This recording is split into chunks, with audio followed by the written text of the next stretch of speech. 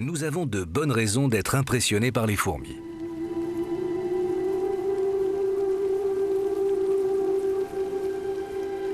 En ralentissant la scène, on voit que ces fourmis légionnaires africaines sont en plein déménagement. Les 20 millions d'individus qui forment la colonie ont décidé de quitter les lieux.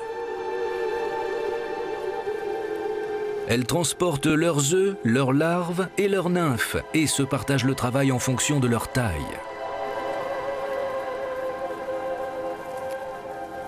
Les ouvrières portent les larves, les soldates portent les nymphes plus imposantes qui deviendront les prochaines soldates.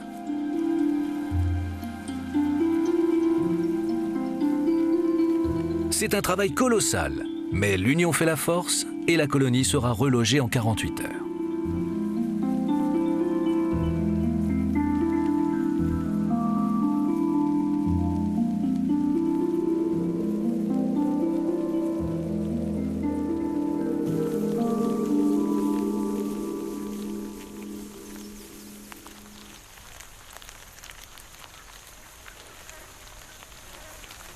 La piste solidement fortifiée peut s'étendre sur une centaine de mètres. 17 km à l'échelle humaine. C'est bien connu, déménager n'est jamais facile et le parcours des fourmis est semé d'embûches.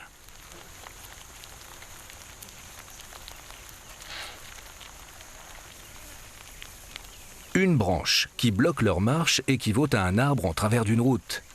Elle commence par identifier le problème. Les premières arrivées sur les lieux demandent du renfort en émettant une phéromone.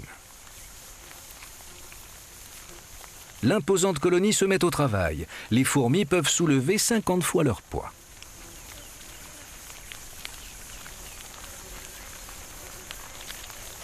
Cette tâche nécessite une grande force et la plus grande organisation.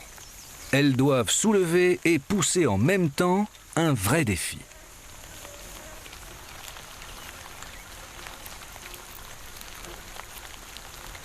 Une fois l'obstacle enlevé, la circulation reprend. Pour défendre la colonne, les fourmis ne font pas de quartier. Même un insecte apparemment inoffensif peut s'avérer dangereux.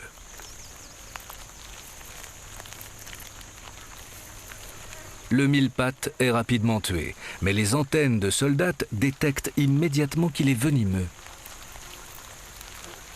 L'information est transmise aux voisines, qui fabriquent des mottes debout et enterrent le problème.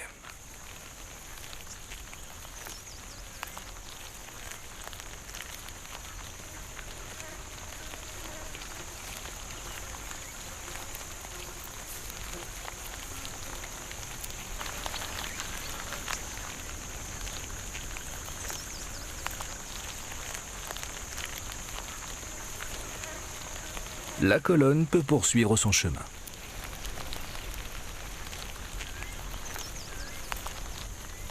Mais d'autres périls attendent les pionnières.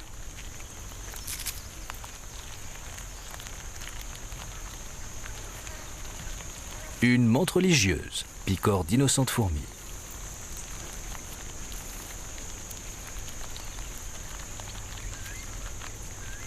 Ce qu'elle ne sait pas, c'est que ses proies envoient un message de détresse. Les renforts arrivent.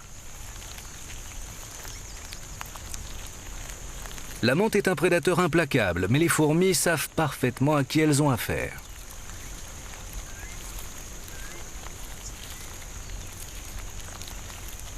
Une soldate saisit les mandibules de la menthe religieuse pour l'empêcher de faire d'autres dégâts.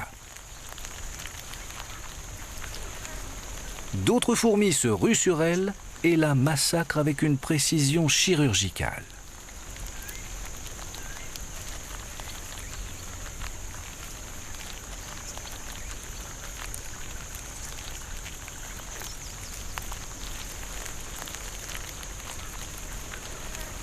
Le sort de la menthe est réglé par décapitation.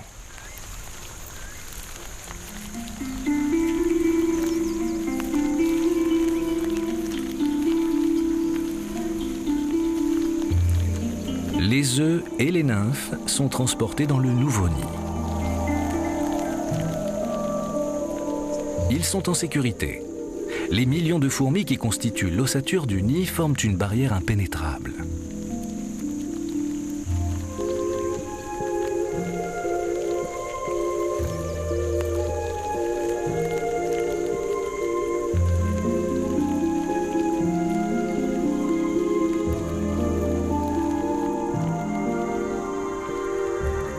De l'intérieur, on se rend mieux compte de la taille colossale du nid.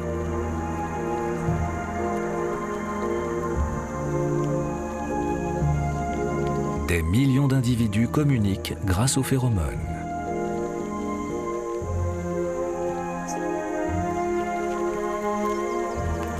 En se passant les messages les unes aux autres, les fourmis agissent comme des cellules cérébrales.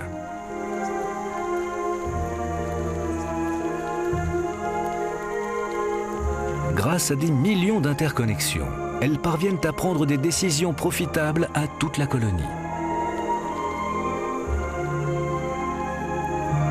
Comme une cellule cérébrale humaine, une fourmi isolée n'est pas intelligente. Ce sont les liens du groupe qui constituent un esprit unique, un super cerveau.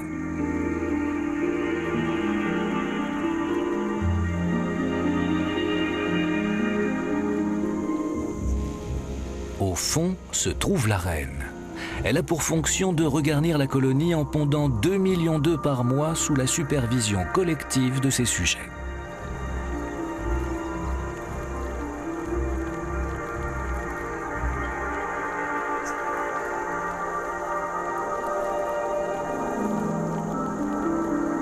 Les fourmis bénéficient d'une intelligence particulière dénuée d'autorité centrale.